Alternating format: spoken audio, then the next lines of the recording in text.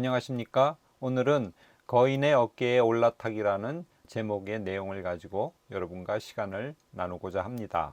거인의 어깨에 올라탄다는 이야기는요, 그리스 신화에 나오는 내용입니다. 그런데 이 이야기가 뉴턴 때문에 굉장히 유명해졌습니다. 거인은 눈이 먼 오리온이고요. 그 어깨에 올라탄 난쟁이 하인은 케달리온이라고 합니다. 자, 이 내용은 이따가 다시 한번 설명해 드리겠습니다. 여기 오리온, 거인의 어깨 위에 올라탄 케달리온의 모습을 볼 수 있습니다. 경제 지식은 현재를, 특별히 오늘날이 버블 경제 시대 아니겠습니까? 이 시대를 살아가는데 필수적으로 알아야 할 것 중에 하나라고 저는 생각합니다. 특별히 지도자인 사람들에게는 더욱 그렇습니다. 어떤 판단을 내릴 때 지도자는 항상 이 경제적인 상황을 고려해야 됩니다. 그리고 누구나 결국은 지도자가 될 거고요. 또 현재 지도자의 위치에 있습니다. 다만 규모나 지위의 고와 차이만 있을 뿐입니다. 살면서 크고 작던 간에 우리는 가정을 리드해 나가고요. 또 남을 지도하고요. 조직을 인도하게 되어 있습니다. 만일 교회 지도자라고 하면요, 언제 건축을 해야 될지 그것을 정해야 될 때가 있을 것입니다. 또 가정의 책임자라면 언제 집을 옮겨야 될지, 언제 집을 사야 될지 결정해야 됩니다. 이런 모든 문제는 특별히 경제와 밀접하게 관련이 있습니다. 또 요즘은 대부분의 사람들의 절대적인 관심이 돈이고 물질인 그런 세상입니다. 이런 상황에서 경제적인 지식은 필수적이라고 할 수 있습니다. 이것은 나를 위해서도 그렇고요. 또 리더로서, 지도자로서도 마찬가지입니다. 이 방송을 듣고 있는 분들은 평신도이신 분들도 있고요. 또 교육자인 분들도 있습니다. 저는 여러분들을 크리스찬 리더라고 규정을 하고 싶습니다. 리더에게 중요한 것 중에 하나가 경제적 지식입니다. 그리고 여러분들은 리더이기 때문에 더욱더 그 지식은 일반 수준을 넘어서야 하는 것입니다. 월등한 경제 지식을 가지려는 목적은요, 단순한 재테크에 있지 않습니다. 저는 그 목적을 이렇게 세 가지로 한번 정리해 봤습니다. 먼저는 세상 풍조에 휩쓸리지 않으려는 목적이 있고요. 두 번째로는 하나님의 자녀로서 참 자유를 누리며 그 자유에는 경제적인 차원의 자유까지 포함됩니다. 그래서 구원의 기쁨을 증거하고, 그리고 마지막으로 세 번째, 하나님의 뜻을 세상에 구현시켜 가기 위해서 창세기 1장 31절에 보시기에 힘이 좋았다라는 말씀이 있지 않습니까? 이러한 원래의 창조의 질서, 이 질서를 회복해 가기 위해서 경제적인 지식이 저는 필수적이라고 생각을 합니다. 그런 의미에서 경제에 관한 소양을 쌓는 것은요,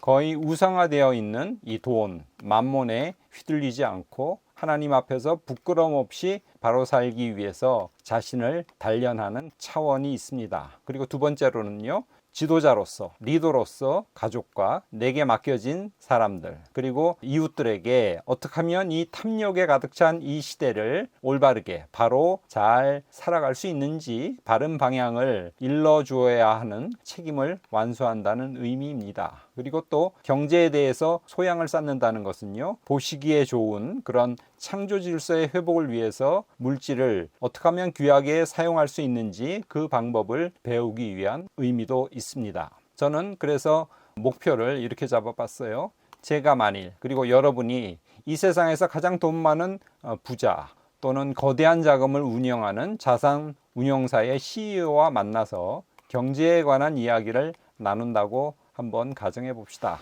우리가 비록 그들처럼 세부적인 상황까지는 모르더라도 전체적으로는 세계 경제의 현 상황과 문제, 그리고 방향성에 대해서 나름대로 논리를 갖고 이야기를 나눌 수 있는 그런 수준까지 우리의 역량을 높이는 것, 그것을 저는 첫 번째 목표로 한번 잡아봅니다. 이 세상에서 돈에 대해서 제일 걱정이 많은 사람은 누굴까요? 돈이 없는 사람일까요? 저는 아니라고 생각합니다. 돈이 없는 사람도 돈에 대한 걱정이 많지만요, 제일 걱정이 많은 사람은 역설적으로 돈이 가장 많은 사람일 것입니다. 그들은 비싼 음식을 먹고 좋은 집에서 삽니다. 그리고 너무 많은 돈, 넘쳐나는 이 돈을 어떻게 쓸까? 아니면 이 돈을 어떻게 불릴까 고민에 빠져 있는, 그래서 그들이 어떻게 보면 더 심각한 돈의 노예라고 할 수 있습니다. 그들이 어쩌면 더 불쌍한 사람일 수도 있습니다. 우리는 돈이 많지는 않지만 부족함을 느끼지 않으면서 남에게 작은아마 도움을 주고 사는 이러한 삶을 영위하는 것을 저는 두 번째 목표로 한번 잡아봤습니다. 이렇게 소박한 삶을 살지만 현대 물질 문명의 폐해와 문제점을 정확하게 꿰뚫어 보고 있고, 인간을 돈의 노예로, 물질의 노예로 만드는 자본주의 경제의 위험성을 간파하고 이 위험을 어떻게 슬기롭게 잘 대처해 나갈 수 있는지, 그리고 나뿐만 아니라 이웃까지도 잘 인도하는 수준의 경제적인 지식과 내공을 저와 여러분들이 쌓기를, 그러한 수준까지 올라가기를 저는 바라고 있습니다. 이 목표가 너무 높은 것이 아닌가, 너무 어려운 것이 아닌가 라고 생각하는데, 저는 그렇게 어렵지 않다고 생각합니다. 처음에 말했던 거인의 어깨 위에 올라타면 되기 때문에 그렇습니다. 여기 보시면 니콜라우스 푸신이 1658년에 그린 그림입니다. 동트는 해를 찾아가는 오리온이라는 제목입니다. 여기 보면 오리온이 어깨 위에 난쟁이 캐달리온을 태우고 있습니다. 동터오르는 해에 얼굴을 비추면 실명한 눈을 다시 찾을 수 있기 때문에 캐달리온의 인도를 받아서 동쪽으로 가고 있습니다. 여기 거인의 어깨 위에 올라타라는 이 이야기는 뉴턴이 1687년에 과학사의 길이 남는 자연철학의 수학적 원리라는 책을 완성하고 사람들이 그에게 물었습니다. 어떻게 이러한 발견과 저술을 할 수 있었습니까? 라고 물었을 때 그가 이렇게 대답을 했습니다. 만일 내가 다른 사람보다 조금이라도 멀리 내다볼 수 있었다고 한다면 그것은 나에게 거인들의 어깨가 있었기 때문입니다. 라고 얘기했습니다. 그 거인들은 데카르트, 케플러, 갈릴레오 등등입니다. 라고 대답을 했습니다. 이들이 없었으면 저의 저술은 나올 수 없었습니다. 라고 얘기를 했습니다. 여기서 이제 거인의 어깨 위에 올라탄다는 말이 굉장히 유명해졌습니다. 우리도 비록 경제에 대해서 전문가는 아니지만 캐달리온처럼 거인의 어깨에 올라타면 멀리 내다볼 수 있습니다. 요즘은 워낙 많은 자료들과 좋은 지식들을 손쉽게 구하고 접할 수 있습니다. 예를 한번 들어볼까요? 지금 세계에서 가장 많은 돈을 굴리는 사람들이 무엇을 생각하고 있을까요?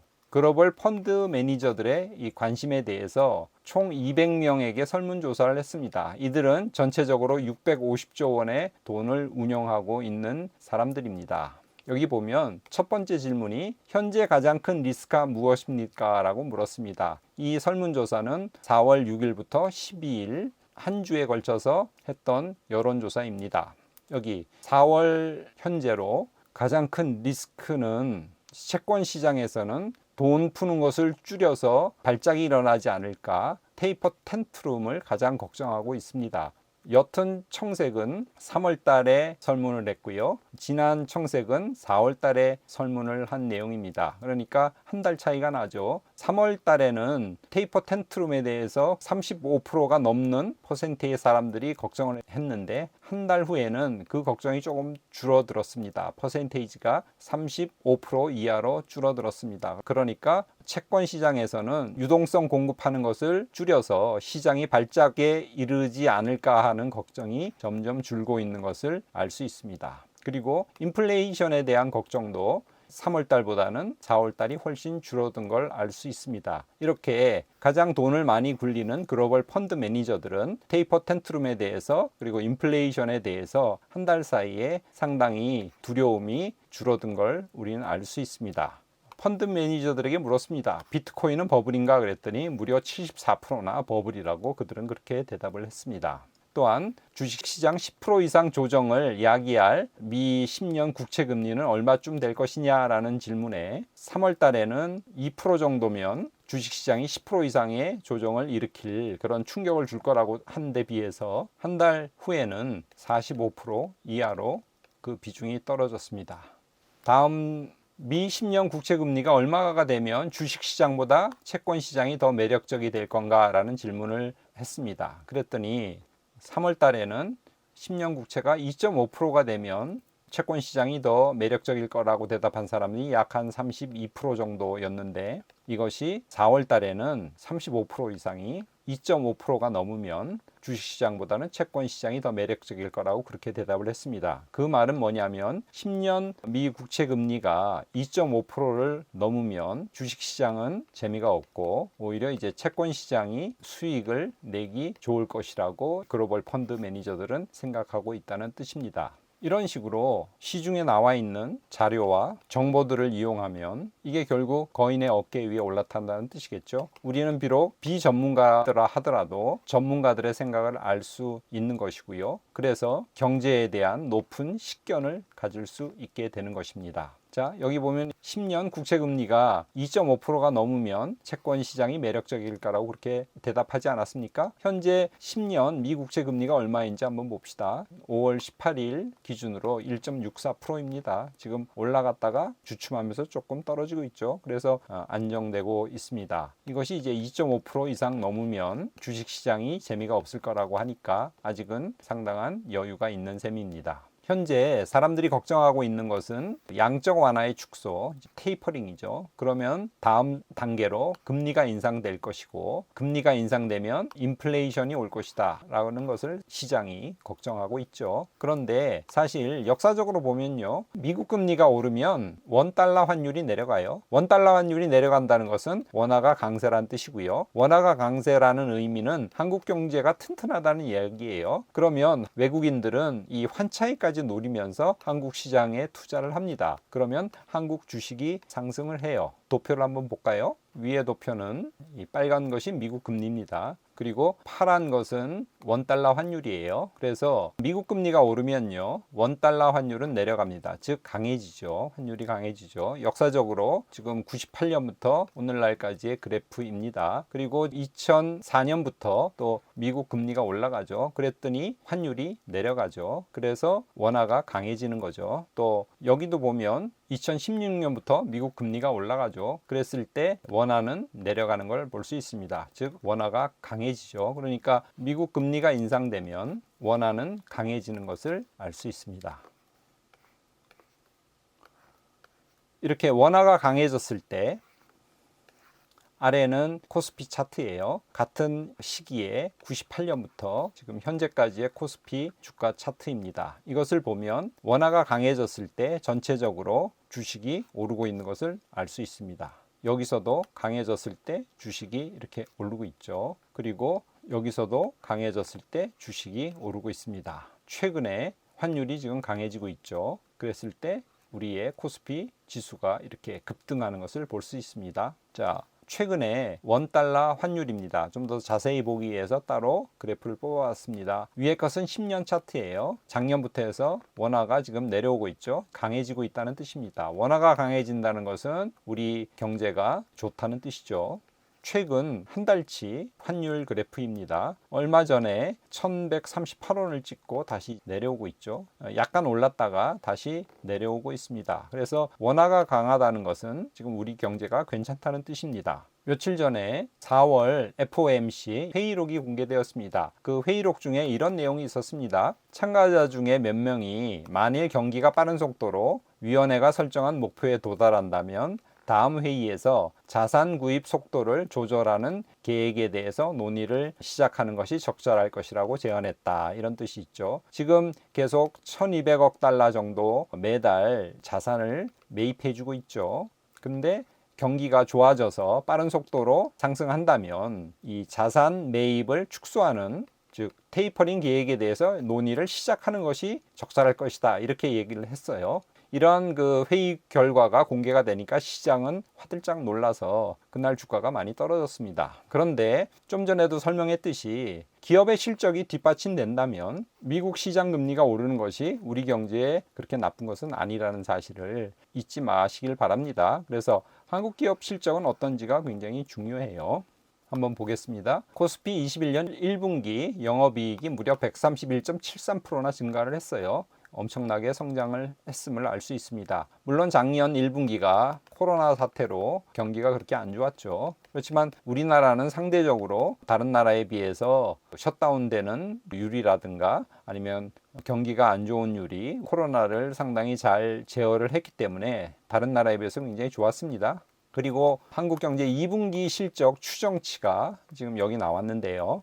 매출액은 457조를 예상하고 있고, 그래서 같은 분기 대비 21% 증가할 것으로 예측하고 있고요. 순이익은 68% 증가할 걸로 지금 예측하고 있습니다. 그래서 2분기, 그러니까 4, 5, 6월도 굉장히 좋을 것이라고 지금 예측을 하고 있습니다.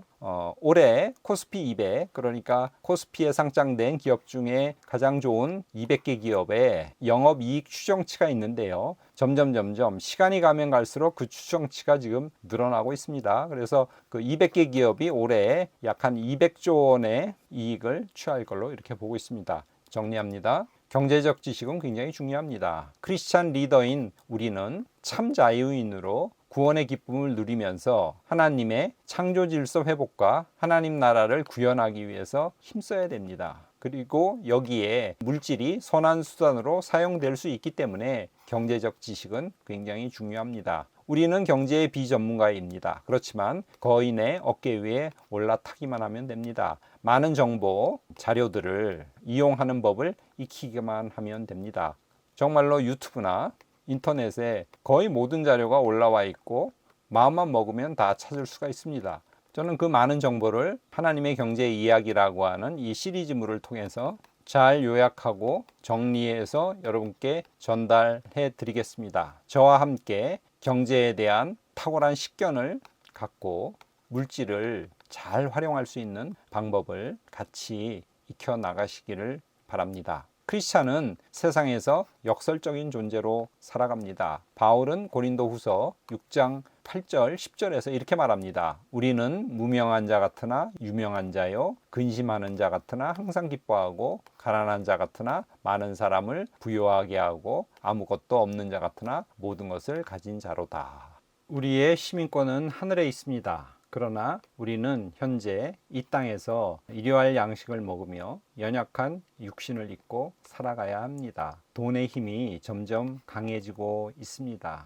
이럴 때에 우리는 세상의 풍조에 휩쓸리지 않기 위해서, 그리고 물질을 선하게 사용하기 위해서 경제적인 지식으로 무장해야 됩니다. 거인의 어깨에 올라타기만 하면 됩니다. 우리는 역설적인 존재입니다. 바울이 말했던 것처럼 우리는 무명한 자 같으나 유명한 자요, 가난한 자 같으나 많은 사람을 부유하게 하고, 아무것도 없는 자 같으나 모든 것을 가진 자입니다. 여러분, 이번 한 주도 하나님의 은총이 여러분들의 매일매일의 삶 속에 늘 함께 하시기를 바랍니다. 오늘은 이것으로 마치겠습니다. 감사합니다.